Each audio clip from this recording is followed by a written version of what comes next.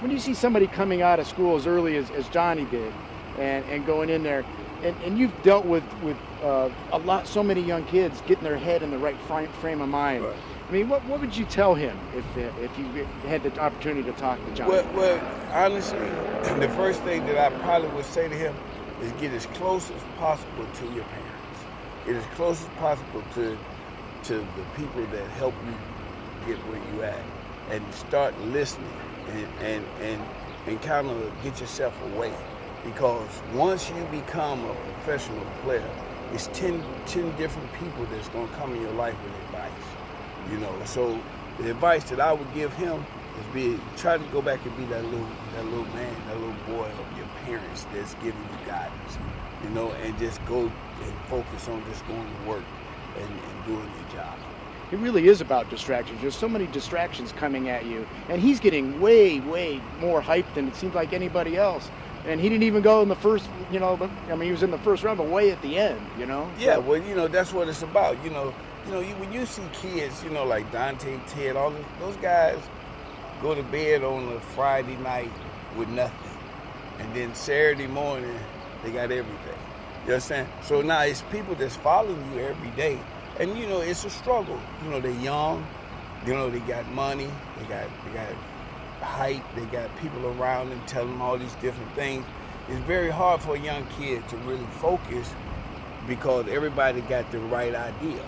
But it's no idea. Live like you've been living. You understand? Be focused on what you're supposed to be focused on. That's your job. And be focused on your community or wherever you at, and be an example for the other children that's following you and the other people. You know what I'm saying? So, it's real hard.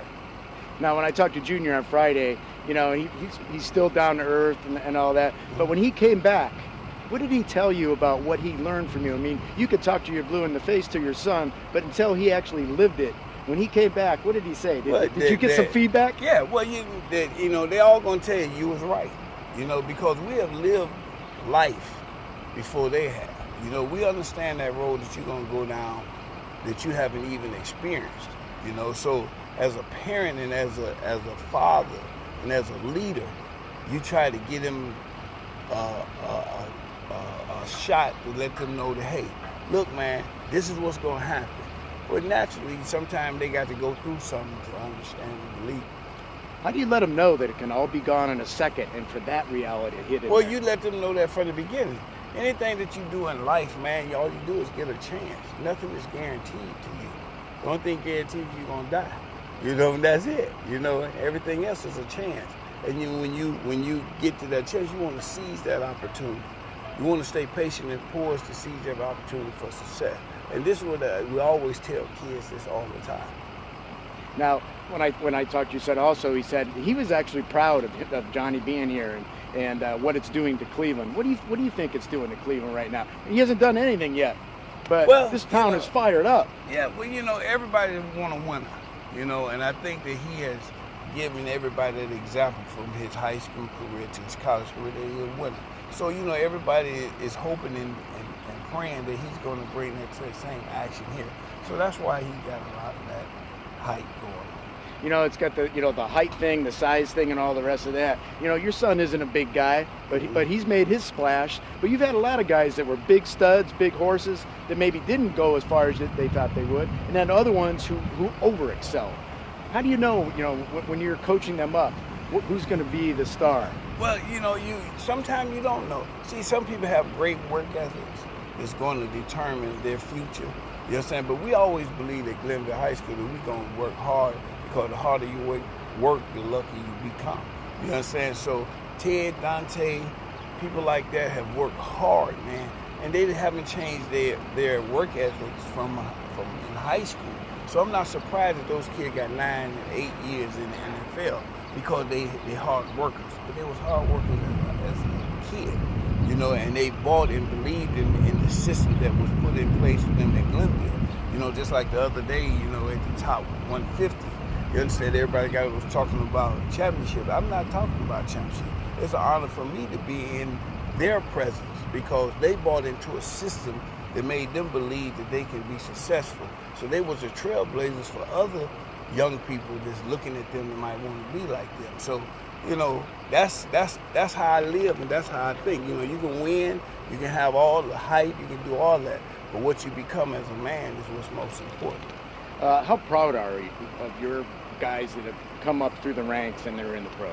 Oh man, I'm so proud. You know, and I expect that.